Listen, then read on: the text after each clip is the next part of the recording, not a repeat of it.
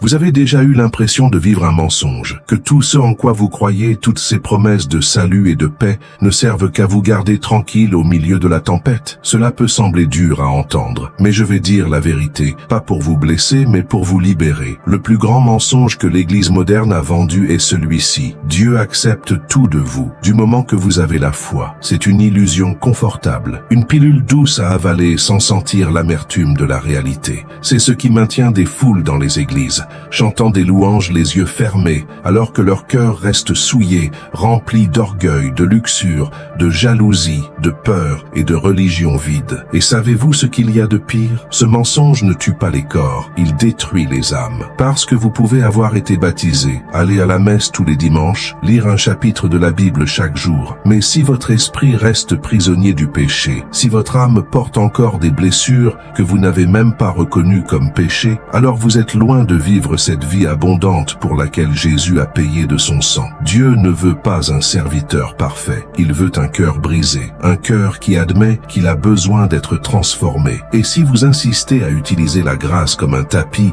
sous lequel cacher vos fautes, sachez ceci, vous n'êtes pas en sécurité. Vous repoussez seulement l'affrontement avec la vérité. Il y a plusieurs années, je voyais beaucoup de frères dans la foi, moi-même inclus, pensant que tout allait bien. Je lisais des versets sur l'amour inconditionnel, la miséricorde infinie, la grâce abondante. Et je me convins que tant que je continuais à croire, tant que je n'avais pas commis de grands péchés, j'étais sur le bon chemin. Jusqu'au jour où Dieu m'a montré quelque chose qui tout changeait. Il m'a demandé, m'aimes-tu ou simplement me utilises-tu? C'était comme un coup de poing dans le ventre. Car à cet instant, j'ai réalisé que je l'aimais, oui, mais que je l'utilisais aussi. J'utilisais la prière pour résoudre mes problèmes. J'utilisais la Bible pour justifier mes choix. J'utilisais la communion pour me sentir pardonné, sans jamais affronter mon péché en face. Et puis vint la révélation la plus douloureuse de toutes. La sainteté n'est pas optionnelle. C'est une exigence pour voir la face de Dieu. Ce verset n'est pas métaphorique. Sans la sainteté, personne ne verra le Seigneur. Hébreux 12, 14. Vous pourrez peut-être entrer dans le royaume, mais vous y entrerez comme quelqu'un sauvé, mais marqué par la boue du monde, avec des cicatrices qui auraient pu être guéries ici-bas, des relations qui auraient pu être restaurées, des dons qui auraient pu fleurir si vous aviez laissé l'Esprit Saint vous purifier de l'intérieur. L'Église moderne a créé des chrétiens qui ont Jésus sur les lèvres, mais pas dans le cœur. Elle a généré une génération de sauvés restant esclaves. Elle a façonné des gens qui appellent Jésus Seigneur, mais qui n'ont jamais abandonné le trône de leur propre vie. Et savez-vous pourquoi? Parce qu'il est plus facile de parler de grâce que de vivre dans l'obéissance. Parce qu'il est plus confortable d'écouter des messages de bénédiction